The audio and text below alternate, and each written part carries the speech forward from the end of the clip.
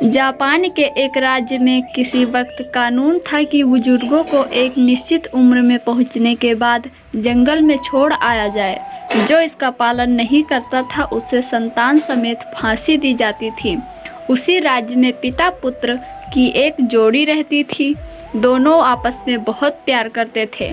उस पिता को भी एक दिन जंगल में छोड़ने का वक्त आ गया। पुत्र का पिता से अलग होने का बिल्कुल मन नहीं था, लेकिन क्या करता, कानून तो कानून था ना।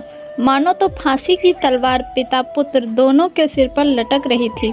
पुत्र पिता को कंधे पर लादकर जंगल की ओर चल दिया।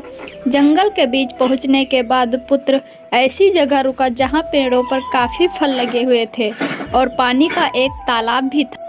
पुत्र ने सोचा कि पिता की भूख प्यास का तो यहाँ इंतजाम है, रहने के लिए एक झोपड़ी और बना देता हूँ। तो 2 दिन तक वो लकड़ियाँ काटकर झोपड़ी बनाने में लगा रहा। पिता के विश्राम के लिए एक तख्त भी बना दिया। पिता ने फिर खुद ही पुत्र से कहा, अब तुम्हें लौट जाना चाहिए।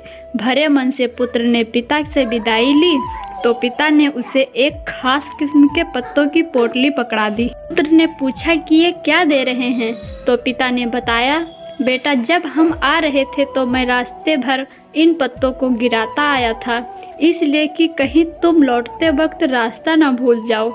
ये सुना तो पुत्र जोर जोर से रोने लगा। अब पुत्र ने कहा कि चाहे जो कुछ भी हो जाए वो पिता को जंगल में अकेले नहीं छोड़ेगा। ये सुनकर पिता ने समझाया, बेटा ये मुमकिन नहीं है। राजा को पता चल गया तो दोनों की खाल खींच के बाद में फांसी पर चढ़ा देगा। पुत्र बोला, अब चाहे जो भी हो मैं आपको वापस लेकर ही जाऊंगा। पुत्र की जिद देखकर पिता को उसके साथ लौटना ही पड़ा। दोनों रात के अंधेरे में घर लौटे। पुत्र ने घर में ही तहखाने में पिता के रहने का इंतजाम कर दिया, जिससे कि और कोई पिता को न देख सके। पिता को सब कुछ खाने पीने का सामान वो वहीं तहखाने में पहुंचा देता। ऐसे ही दिन बीतने लगे।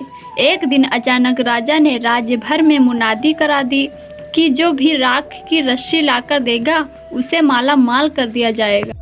कहानी के बारे में अपनी राय अवश्य दें और अगर आपको इसका दूसरा पार्ट चाहिए तो प्लीज़ कमेंट करके हमें ज़रूर बताएं। तब तक के लिए जय हिंद, वंदे मातरम।